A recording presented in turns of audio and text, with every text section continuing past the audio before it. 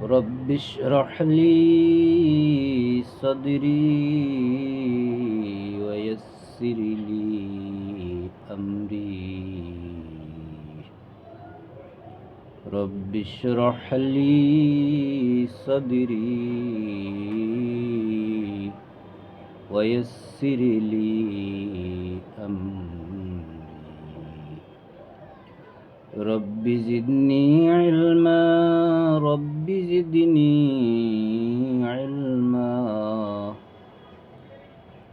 رب إني أعوذ بك أن أسألك ما ليس لي به علم وإلا تغفر لي وترحمني أكن من الخاسرين.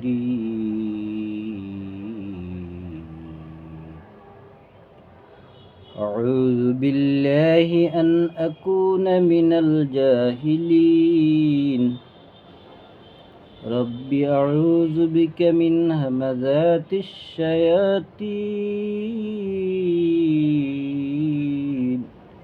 وأعوذ بك رب أن يحضرون.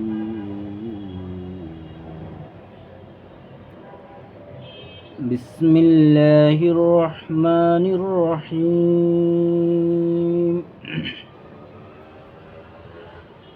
والضحى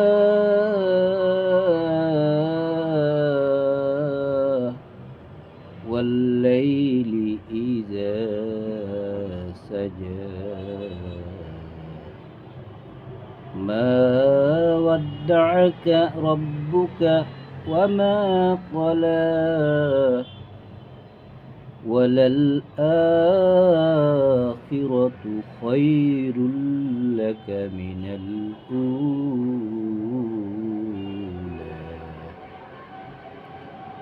ولسوف يعطيك ربك فترضى. ألم يجدك يتيما فآوى ووجدك ضالا فهدى ووجدك عائلا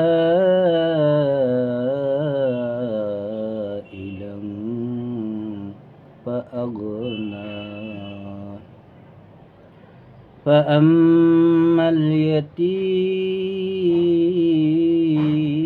اليتيم فلا تقهر وأما السائل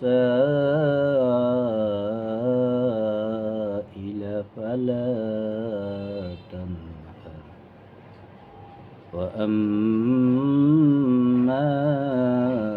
بنعمة ربك فحدث. সূরা দুহা 93 নম্বর সূরা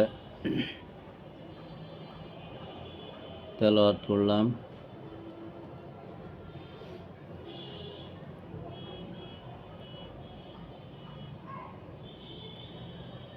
এখন এই সূরা দোহাতে কি বলা হয়েছে তা বুঝতে চেষ্টা করি।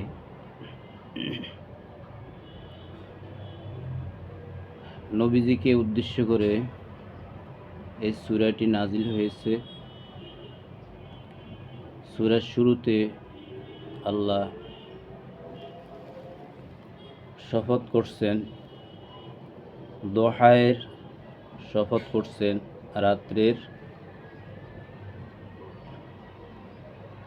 অদ্দোহা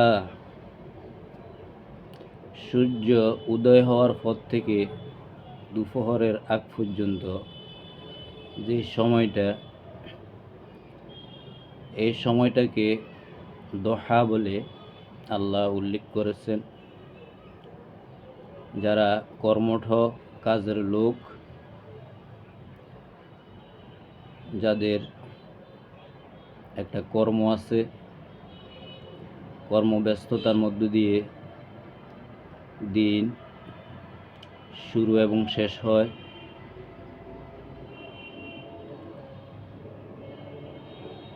কারোর অফিস আদালত, কারোর ব্যবসা বাণিজ্য, কারোর লেখাপড়া, কারোর শিক্ষকতা, কলকারখানার শ্রমিক, এক একজন এক এক কাজে এই সময়টাতে ব্যস্ত। এটা ব্যস্ত একটা সময় কর্মের জন্য, মানুষের জীবিকা আহরণের জন্য নির্ধারিত। যাদের কর্ম আছে এই সময়ের গুরুত্ব তাদের কাছে অপরিসীম। সেই সময়টাকে চিহ্নিত করে আল্লাহ সেই সময়ের কসম খেয়ে আল্লাহ বলছেন, দোহায়ের কসম অল্লাইল, আর দ্বিপ্রহরের পর থেকে সন্ধ্যার আগ পর্যন্ত যে সময়টা, এই সময়টাও গুরুত্বপূর্ণ। দ্বিপ্রহরের আগের সময়টাও গুরুত্বপূর্ণ, দ্বিপ্রহরের পরের যে সময়টা এটাও গুরুত্বপূর্ণ, এটাও দোহায়ের অন্তর্ভুক্ত। এই দুইটা সময়ে কর্মঠ যারা, কাজ যাদের আছে, কর্ম যাদের আছে, তারা এই সময়টাকে মূল্যায়ন করে। এই সময়টাতেই তাদের জীবন ধারণের জন্য কলকারখানা থেকে শুরু করে অফিস আদালত, ব্যবসা বাণিজ্য সব কিছু এই সময়টাতে পরিচালিত হয়। তো এই সময়টা এত গুরুত্বপূর্ণ মানুষের কাছে, সেই গুরুত্ব বোঝানোর জন্য নবীজিকে আল্লাহ কসম করে বলছেন এই সময়টাকে সামনে রেখে। আরও কসম করছেন অল্লাইল, সেই রাত্রির কসম। এই দিনের আলোটা যখন নিঃশেষ হয়ে যায় কর্মপ্রণালীর মধ্য দিয়ে, তখন সামনে রাত এসে উপস্থিত হয়। সেই রাতের কসম খেয়ে বলছেন ওয়াল্লাইলি ইজা সাজা, সেই রাতের কসম যখন রাত অন্ধকারে আচ্ছন্ন হয়ে যায়,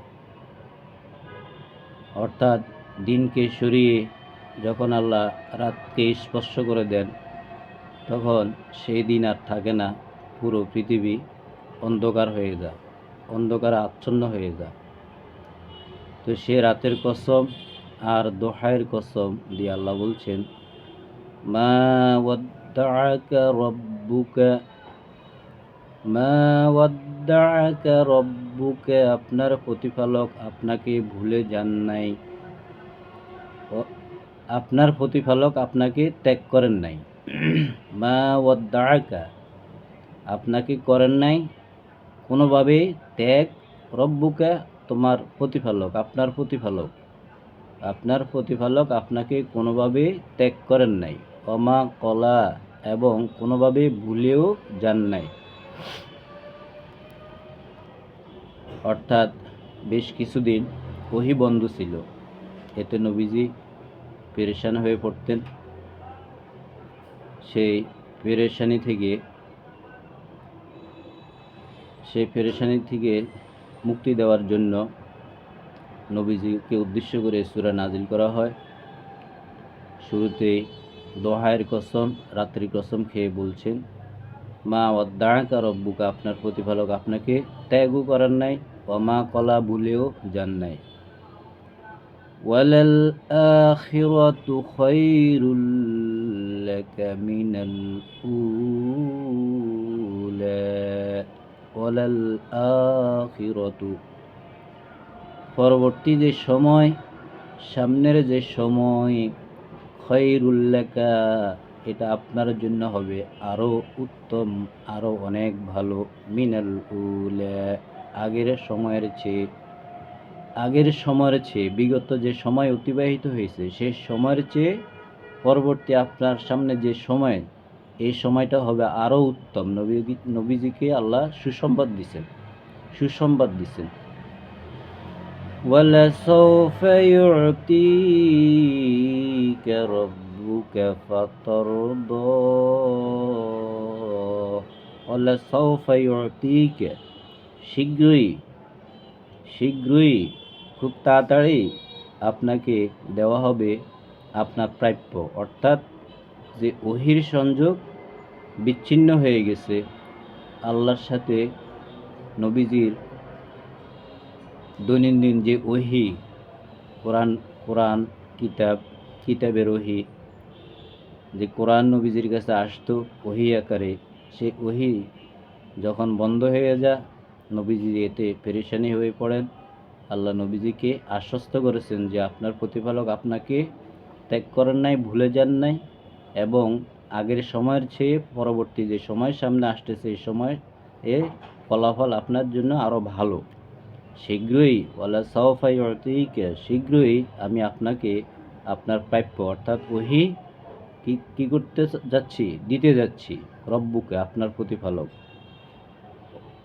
প্রতিপালক শীঘ্রই আপনাকে আপনার প্রাপ্য বুঝিয়ে দিবেন। ফাতারদ, এরপর আপনি কি হয়ে যাবেন, সন্তুষ্ট হয়ে যাবেন। ফাতারদ, আপনি সন্তুষ্ট হয়ে যাবেন, খুশি হয়ে যাবেন। আলাম ইয়াজিদকা ইয়াতীমান ফাআওয়া, অতীত স্মরণ করে দিয়ে আল্লাহ বলছেন নবীজিকে, আলাম ইয়াজিদকা, আমি কি আপনাকে পাই নাই, ইয়াতীমান, এতিম, এখানে এতিম বলতে পিতামাতা হারা না, এতিম বলতে যে দিশেহারা,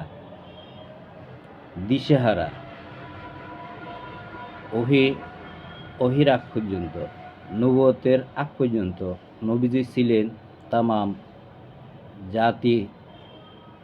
তামাম জাতির জন্য, জাতির মঙ্গলের জন্য দৈনন্দিন যে সমস্ত চিন্তা ফিকির নবীজি করতেন, জাহেলিয়াতের যুগ, মানুষের অবিচার, অন্যায়, জুলুম, খুন, শিশু হত্যা, অর্থাৎ যে জীবন্ত মেয়েদেরকে পুঁতে ফেলা হতো, কবর দিয়ে দেওয়া হতো, আর ছেলেদেরকে জীবিত রাখা হতো। তারপরে কাবার মধ্যে তখন 360টা মূর্তি ছিল। এই যে অন্ধকার একটা পৃথিবীতে মানুষ আল্লাহকে ভুলে বহু ইলাহার উপাসনা করে, এগুলি নবীজি সবসময় চিন্তা করতেন, সবসময় ভাবতেন কিভাবে মানুষকে এইসব জাহেলিয়াত থেকে মুক্তি দেওয়া যায়। এইসব জাহেলিয়াত থেকে মুক্তি দেওয়ার জন্যই আল্লাহ রাব্বুল আলামিন নবীজির কাছে ওহী প্রেরণ করছেন। তো ওই সময় যেই আপনি দিশেহারা ছিলেন, আপনি যে মানুষকে নিয়ে, সমাজকে নিয়ে যে ভাবতেন, ফাআওয়া, আমি আপনাকে কি দিয়েছি, দিশা দিয়েছি, অর্থাৎ পথ দেখাইয়াছি। কিভাবে এই অন্ধকার জীবন থেকে, অভিশপ্ত জীবন থেকে মানুষকে আলোর পথে আনা যায়, সেই দিশা আমি আপনাকে দিয়েছি। আলাম ইয়াজিদকা ইয়াতীমান ফাআওয়া, আমি কি আপনাকে পাই নাই দিশেহারা অবস্থা, এরপর আমি তো আপনাকে দিশা দিয়েছি, পথ দেখাই দিয়েছি।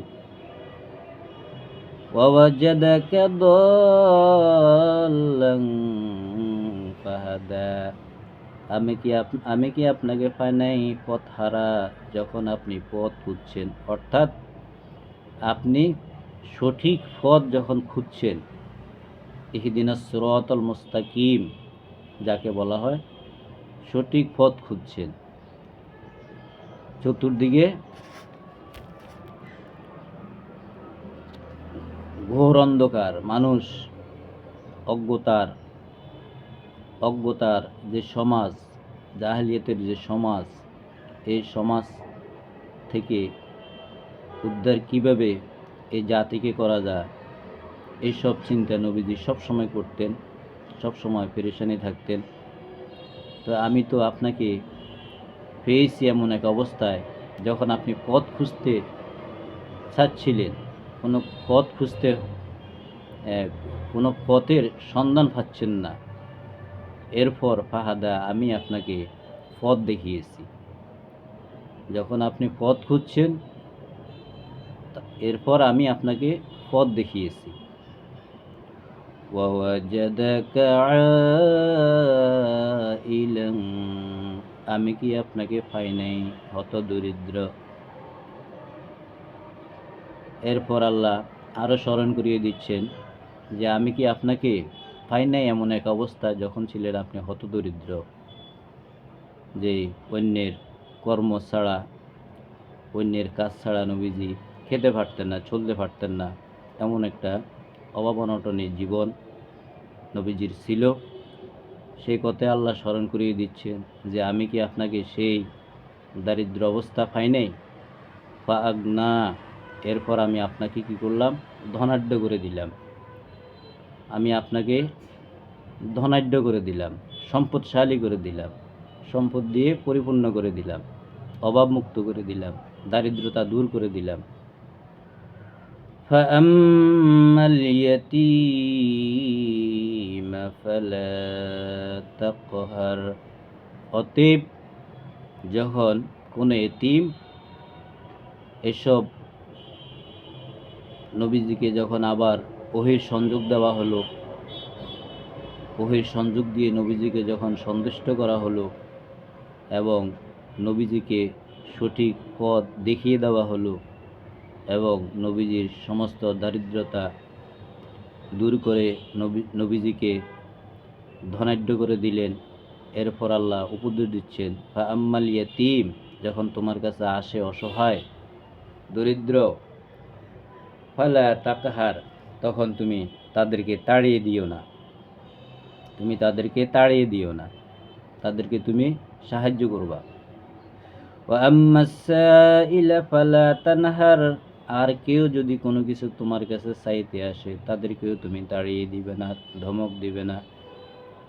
ওয়া আম্মা বিনিআমাতি রাব্বিকা, তোমার প্রতিপালকের পক্ষ থেকে যে সমস্ত নিয়ামত তুমি প্রাপ্ত হয়েছো, অর্থাৎ ওহি প্রাপ্ত হয়েছ, ফাহাদ্দিস, এই ওহিগুলি, এই নিয়ামতগুলি, এটি আমি আল্লাহর তরফ থেকে নিয়ামত, অর্থাৎ পরবর্তী যে ওহির সংযোগ আবার পুনরায় যে চালু হয়েছে, যে এইসব নিয়ামত আমি তোমার প্রতিপালক তোমাকে দান করেছেন। ফাহাদ্দিস, এবার তুমি সেগুলি মানুষের সামনে বলো, মানুষকে বলে দাও, অর্থাৎ কিতাব, আল্লাহর কোরআন, আল্লাহর ওহি, এগুলি মানুষের নিকট পুষিয়ে দাও। এ হচ্ছে সূরা দোহায়ের সংক্ষিপ্ত অর্থ। আল্লাহ তাআলা আমাদেরকে কোরআন যতটুকু সম্ভব বুঝে পড়ার তৌফিক দান করুক এবং এই বুঝে পড়ার জন্য, কোরআন বুঝার জন্য আল্লাহর কাছে সাহায্য চাইতে হইব। আল্লাহ যাকে এই কোরআন বুঝতে সাহায্য করবেন তার দ্বারা এই কোরআন বোঝা সহজ হয়ে যাবে। সূরা আলাকের মধ্যে আল্লাহ বলছেন সানুকরিউকা ফালা তানসা, নবীজিকে বলছেন যে আমি তোমাকে যদি পড়াইয়া দিই, ফালা তানসা, তুমি ভুলবে না। সানুকরিউকা ফালা তানসা, আমি যদি তোমাকে পড়াইয়া দিই, বুঝাইয়া দিই, ফালা তানসা, তুমি ভুলবে না। তো এটা আমাদের ক্ষেত্রেও যদি আল্লাহ আমাদেরকে বুঝাইয়া না দেন, আল্লাহ আমাদেরকে যদি এটার আল্লাহ কি বলতে চেয়েছেন, কি জানান দিচ্ছেন, কি উপদেশ দিচ্ছেন, সেগুলির সঠিক অর্থ যদি আমরা বুঝতে না পারি, কোরআন বোঝা সম্ভব হবে না। তো আমরা আল্লাহর কাছে সাহায্য চাইব যে আল্লাহ, এই কিতাব আপনার, এই কিতাবে কারো কোনো হাত নেই, এই কিতাবে কোনো সন্দেহ নেই, ত্রুটি নেই, বিচ্যুতি নেই। এই কোরআন আমাকে বুঝতেই হবে, এই কিতাব মতো আমাকে চলতে হবে। সেই কথা মাথা রেখে আল্লাহর কাছে সাহায্য চেয়ে আল্লাহর এই কিতাব যতটুকু পড়ি, বুঝি, পড়ি। আল্লাহ আমাদেরকে তৌফিক দান করুক। আলহামদুলিল্লাহি রাব্বিল আলামিন।